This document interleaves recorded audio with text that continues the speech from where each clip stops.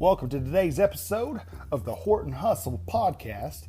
Today we're going to be talking about lesson plans. Lesson plans? Who in the blue moon of Kentucky cares about lesson plans? Well, apparently the people that are in charge, large and in charge, the admin. But through this podcast, I want to talk to you a little bit about how you can develop a sense of ownership about your lesson plans, where they're individually, conceptually yours, just like a fingerprint, and there's something that you can use for your benefit, such as for anecdotal records and for good record keeping, so that you could utilize your lesson plans as more or less a record of your entire year, but almost like a scrapbook about what went well, what you did, and what you want to continue doing or what you wish to do in the future. So my lesson plans, here's my quick, brief story. I've taught for 10 years now, and you know, the understanding, I guess the administration's understanding and expectations of lesson plans has most assuredly developed and evolved over the course of the last 10 years.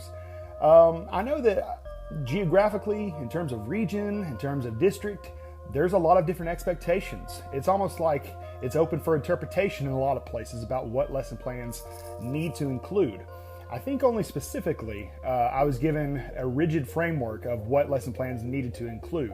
Now, this is just to check the box, and I think more or less administration, they know, good administrators know that the best lesson plans are being called on the fly. And so that really goes into the professional knowledge and the pedagogy that you employ in your classroom. And that's the stuff that you don't have much control over. So you need to be able to remix, you need to be able to shift gears as quickly as possible in order to provide the best learning environment for your students. So the framework that has been provided, obviously, I don't know if you know anything about learning targets or objectives. They want to know explicitly what you need to include, what you need to teach, what you need to actually have the students doing in the classroom, in the frameworks. When I first started teaching over 10 years ago, I did have the opportunity to work with co-teachers in the sense that I was developing an understanding of lesson plans, and I was introduced to the KUDOS framework, which that includes the know, understand, do, that the kids should be doing. So, and when you think about standards, your performance standards or the targets that your students are supposed to meet, I always love focusing on the verb of each standard. Why the verb? Because that gives you explicit directions about what it is the students, the kids, are to be doing. Not the teacher, the students. So what I include in my lesson plans, I love to write down the schedule. And that is for me to, I'm a check a box kind of person. I want to know that I'm doing my job and doing it well, but also I want to make sure that I'm efficient in completing the tasks that I have for the day or for the week. Some people actually write out very long lesson plans. We call those units. Some people call them frameworks, if you will.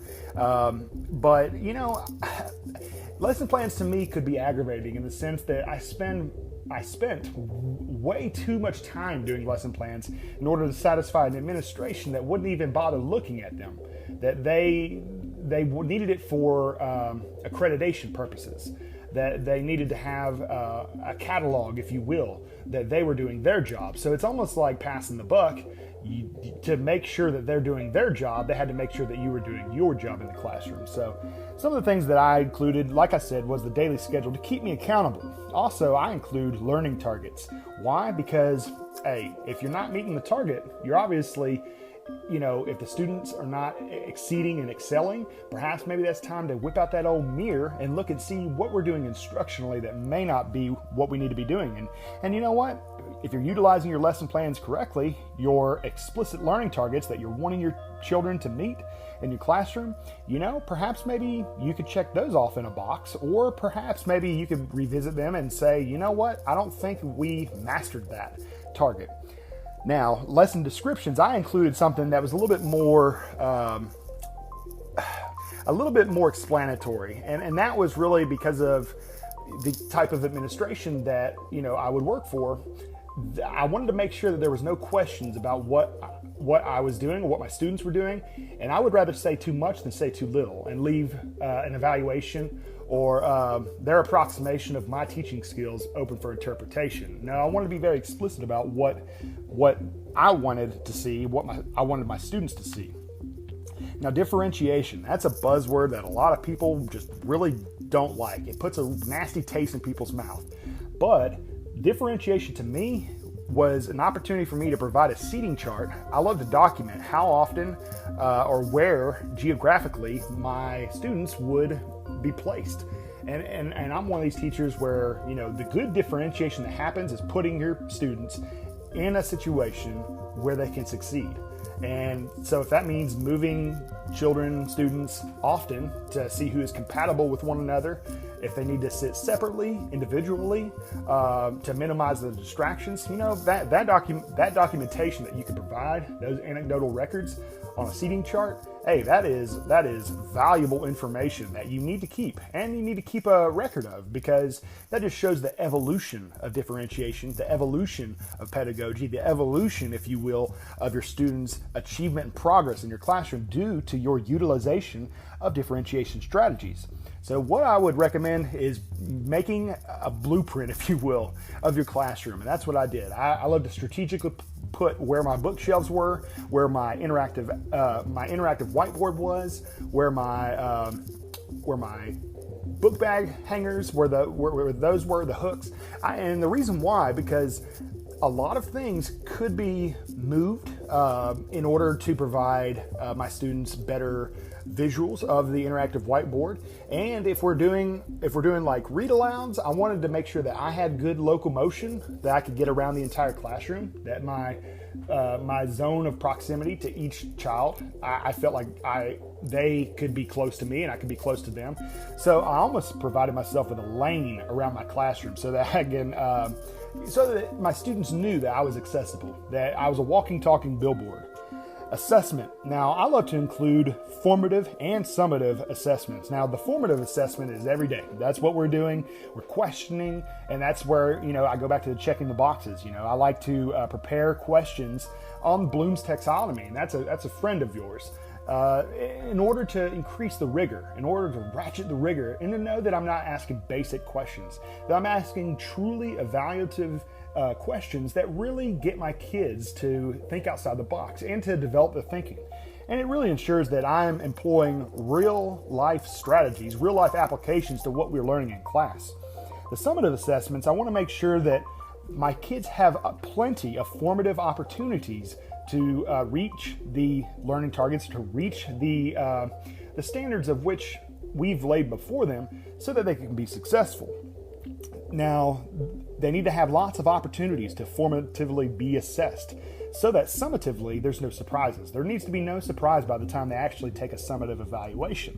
So if they fail in the summative evaluation, but they have not made adequate progress in their formative evaluations, possibly it's an instructional issue, okay? And so I like to document my hooks. So what I'm doing specifically in my classroom to engage, to amaze, if you will, there is a certain amazement in the engagement, in the sense that, like, you're almost like a fisherman as a good teacher. You're throwing out bait. Bait is the hook, if you will. You need to bait the hook, throw it out there, and you need to really get your kids engaged in what you're trying to teach. And that can be evaluated or appraised or observed when an administrator comes in, because they can see who's not engaged, who's detached, who's not paying attention, what kind of behaviors are unacceptable in the classroom. And you can actually think to yourself, there's actually apps that can do this. You can actually find the decibel level in your classroom and determine what is too loud. I believe it's 60 to 70 decibels. That's an unruly classroom, and based on research. So I love to randomly get a decibel reading of my classroom to see if the learning environment was positive, if it was loud and rowdy, because I won't be honest with you, there is a such thing as noise pollution, and you want to try to limit that. I also try to utilize the skills and that I'm trying to teach. I like to reference reading strategy books, and so I like to document the books and try to cite and reference the books that I'm trying to learn from. Last but not least, I like to include verbs. Like I said earlier, I like to highlight and identify the verbs so that there's no question about what it is that the students are going to be doing.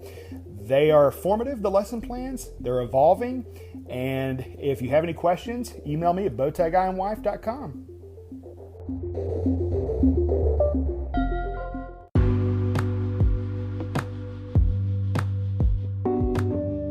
Thank you so much for tuning in to the Horton Hustle Podcast. Feel free to check out the latest Horton happenings over at our blog, www.bowtieguyandwife.com. If you have any questions or comments, feel free to email us at bowtieguy24@gmail.com. That's bowtieguy24@gmail.com. And if you get the itch, head on over to our Teachers Pay Teachers store. Follow us on Instagram, like us on Facebook, and check out our Pinterest page. If you like this podcast and you want to check out Horton happenings over in the land of Bowtie Guy and Wife, you want to check out some videos, head on over to our YouTube channel. We'll see you later. The podcast you just heard was made using Anchor. Ever thought about making your own podcast? Anchor makes it really easy for anyone to get started.